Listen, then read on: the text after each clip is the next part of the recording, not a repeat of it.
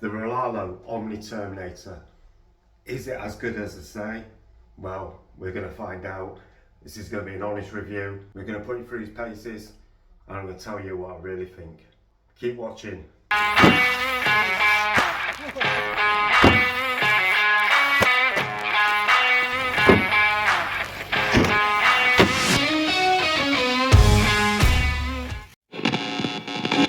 The Rolalo Omni Terminator.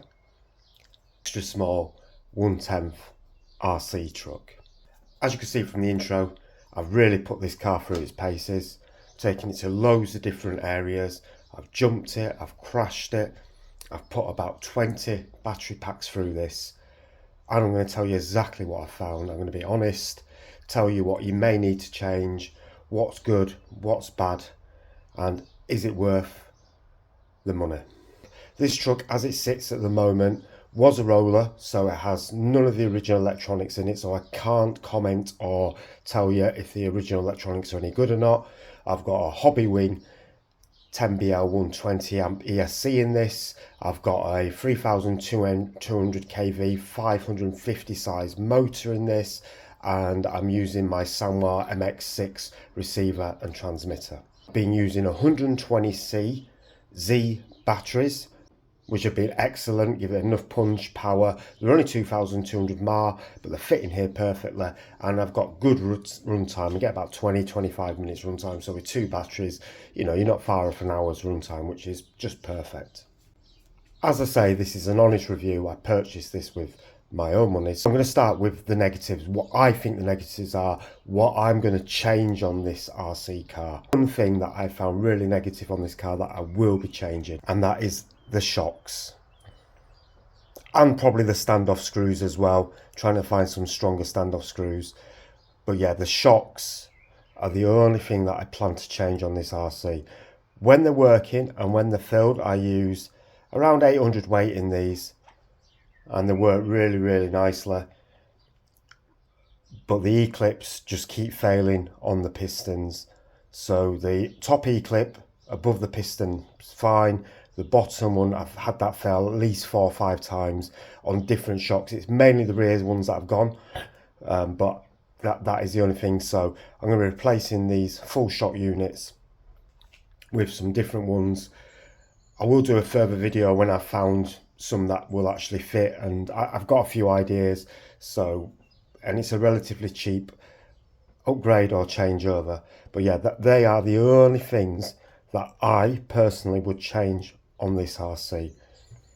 I'm not going to be getting any of the aluminium hop-ups, the R2 hop-ups. I'm not going to be getting the 17mm wheel hexes. I'm not going to be getting any of the aluminium stuff. The only other thing that I might change over eventually is when the bearings go, I will be putting in sealed bearings rather than the unsealed bearings, and that's it. But I'm not going to change them off the bat. The bearings have held up quite well so far. I've had this wet, I've had this muddy, as you can see. Apart from the shocks, what have I actually broke on this? Now, there's a difference between something that I don't think works very well and something that breaks. You can break stuff on an RC that is 10 times more expensive than this, and you're still going to replace it with the same part. I have bent the upper shock tower, the front one, and I've managed to bend that back. So that's probably something that I will replace, but it's probably going to be replaced with the same part. And apart from the shocks and the front shock tower, the other issue I've had with this RC is the 1.5mm screws. They are too small. It should be 2mm and 2.5 throughout. That's the only other thing I've had an issue with. It's hard to actually change those two. You can change some of them to 2mm, but it's going to be quite difficult to do on some areas.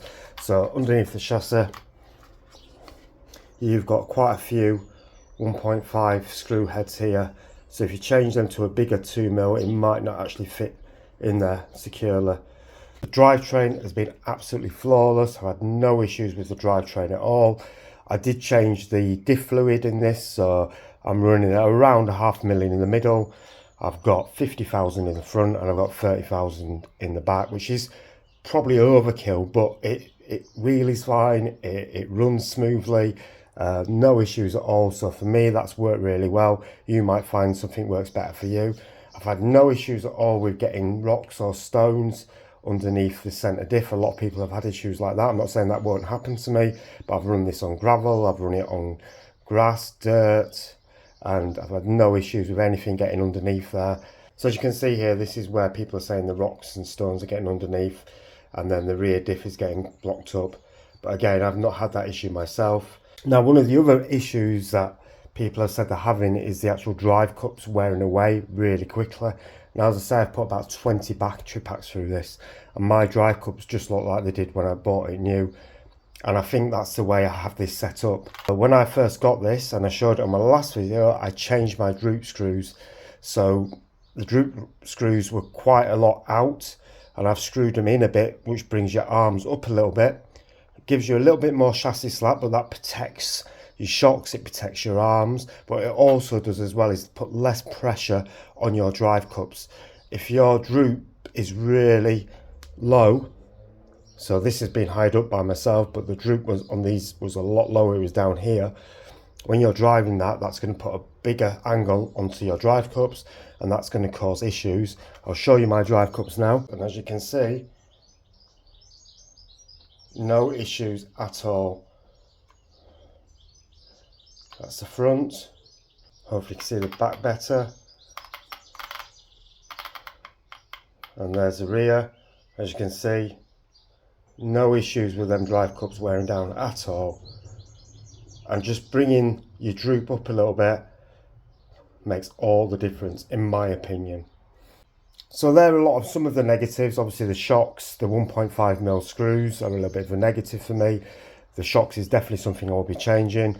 The bearings, obviously, like I said, you know, they're not sealed. So if you're running this in the wet or in the winter, then definitely probably look at changing them over. I will change them over gradually as they go out.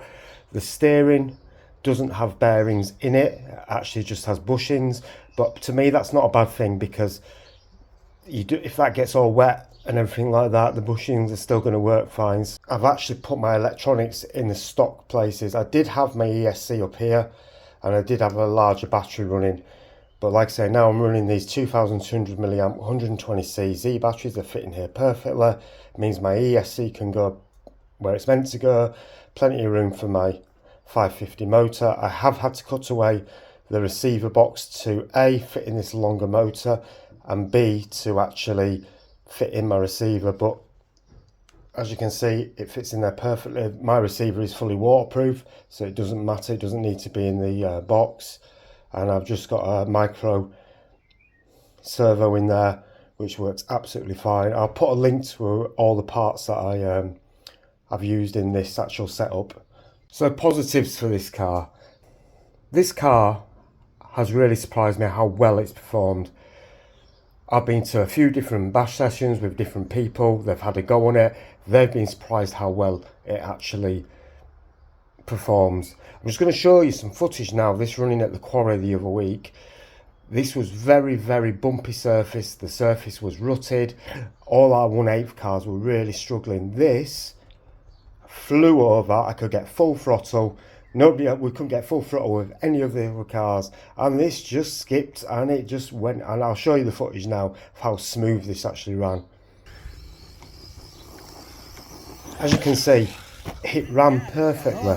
It's got some real nice power in it. I've got the punch set up quite high, 120C batteries. It actually goes. I mean, we've been getting double backflips out of this thing. And as you can see, it runs so nicely in the way I've got it set up. And I think that's one of the key things, is getting this set up out of the box does make a difference. So I've been very impressed with exactly how the plastics have held up as well. I've had no issues with any plastics cracking, breaking. The arms have been perfect. I've got obviously the carbon inserts on this version, so that may make a difference. It gives your arms a bit more stiffness, but the arms have been absolutely fine. Bumpers have held up really, really well. They do react well to, I've had a lot of front end landings. Rear bumper again has been absolutely fine. It's a little bit firmer, but no problems. The chassis has stayed absolutely perfectly straight. As you can see, it's a bit scuffed, but you know, they're meant to be used. The way this handles for a smaller, say 110 extra small RC, is really good. I mean, it handles so well. I mean, so surprised on how well it handles. It doesn't tip over as much as other small cars I've had. It jumps really well, it lands really nicely. The gearing works really well. I've had no issues with the steering. It's just run perfectly well. Now, some people might say, oh, you've been lucky. You know, I've had loads of issues and loads of issues. An RC car, if you crash it and smash it and you run this hard, you're going to get breakages. And I may have been lucky. It may be the way I've set it up. But I've crashed this and I've run this like I've run any of my other cars. And it's held up really, really well. And I'm very impressed with this, very impressed with it. Like I say, there's a few issues with this. Apart from the shocks, the 1.5mm screws, and I keep saying this, don't I? The only other thing that is a bit of a negative is the way you have to take out quite a lot of the actual RC apart to get into the centre diff. The rear diff's pretty easy to get into. It's just the rear bumper down really, and the two screws underneath, and you get into the rear diff pretty easily. The front diff, again, it's not too difficult. You know, it's just your front bumper off, screws on underneath here. But you know, they could have made the design a little bit better to get into the actual diff. But I think what they've done is the way they've tied this RC together, it's give it a lot of strength down the middle. And I think that's where the issue is with getting this apart, because it's so much strength down the middle and there's so many screws. If they'd have made it easier to get into this centre diff, then it probably wouldn't have been as strong down the centre. So, you know, something's got to give. The only other change I've made to this is I've actually taken out the anti-sway bars from the front and the rear. There's a few reasons for this. One, you have to take them off every time you want to get into your diffs. Two, I think the sway bars on this were too stiff. And I thought my shocks were binding because it wasn't rebounding properly. And I've seen a few people say it's not coming back up properly after a few runs. It wasn't my shocks what were the issue. It was the sway bars. The sway bars were actually, I think, too stiff, and they were binding the actual front suspension up. And I don't think personally you need sway bars on a car this size when you're just bashing it. So I've taken off the front sway bar, taken off the rear sway bar. For me now, it corners a little bit better. It's less likely, in my opinion, to actually fall over, tip over. And I don't think it's not going to cause any issues with the running of this RC, so I have taken them off. But again, that is personal choice. For me, the overall positives of this are the quality of the plastics, the quality of the chassis, the way it runs, the way it handles. It's just a super, super little RC. And for the money, I just don't think there's anything else out there on the market for the same price that's going to give you this much fun and this much reliability. The tyres, I've had no issues with the tyres. A lot of people are changing the tyres on their cars, but you know what? I've had no issues with these at all. Been not coming unglued. They seem to run really, really nicely. They grip well for me. I've had no issues with the tyres at all. No issues with the actual lock nuts coming out or anything like that. So yeah, for me, the tyres are staying. Everything's staying. The only thing, like I said right at the beginning, is the thing that I'm going to be changing over is these shocks, because it's doing me head in changing these E-clips all the time. It's a cheap fix, obviously, but it's just annoying. The body has held up pretty well. Again, there's two types of body for this car. So if you buy the metal version, it's going to be a PVC body. If you get the carbon version, then it's going to be this tougher version. As you can see, I've got quite a lot of tape around the sides. It has cracked in a few places, mainly above these wheel arches at the rear, and it's cracked a little bit down here as well. But again, for what I've put this through, it's not bad at all, and it's still held together pretty well. And the skid bars do work well on the top as well. My paint's actually done quite well.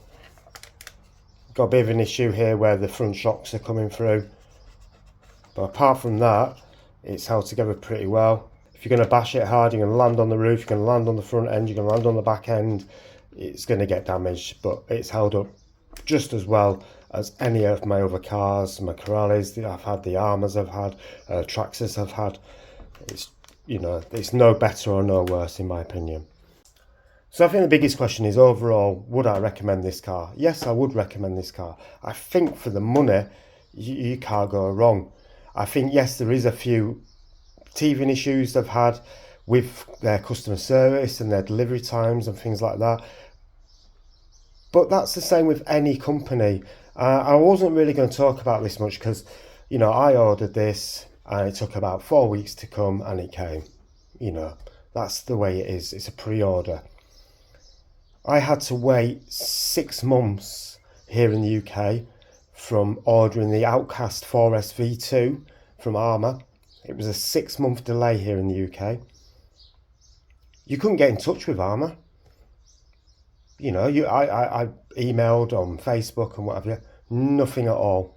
Personally, I don't think there's a massive issue, and it's people making it an issue. If you pre-order something, it's a brand new product. Rolalo is a very new company, and they still manage to get these out to everybody, 99% of people, within about 2 months. Then that's not an issue to me. Like I say, Armour took 6 months. They had a 6-month delay here in the UK, and they didn't say anything, didn't put anything out, didn't apologise, nothing at all. And they're a massive, massive company. So that's my thoughts on it. I'm not saying they're perfect. No company are perfect, but I think for me, there is no issue. And the customer service I've had personally, from when I've asked questions or I've emailed them, they've got back to me pretty quickly. If you have any questions, if you have any thoughts, any comments about this RC, anything you feel I've missed, then please put underneath. Like I said, I'm not going to talk, I could talk about this car for hours, what I like and, you know, what I change. But as I've just said, 90% of this car, I'm leaving stock. I don't have an issue with it. It's a fun car to have. I'm going to take it out with me. Every time I go out with my other cars, this is coming with me. Because it's so good fun. And it just keeps taking it. So I'm going to leave you with some footage of this from the last probably month and a half of running this. Just loads of different footage of it jumping, of it, you know, having great fun with it. And I hope you enjoy. Thank you so much for watching, and thank you to everybody for all your comments as well from the last video. This video did really well. It's probably one of my best videos in the last couple of months, so I do appreciate everybody watching, all my new subscribers. Sorry it's taking so long to get another video out about this, but I wanted to make sure that I put it through its paces first. I didn't want to just run it a couple of times and put out a review. It's not how I work.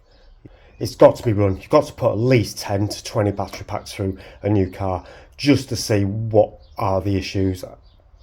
And as you've seen, I've not found many. Thank you so much for watching. Enjoy this footage, and I'll see you soon.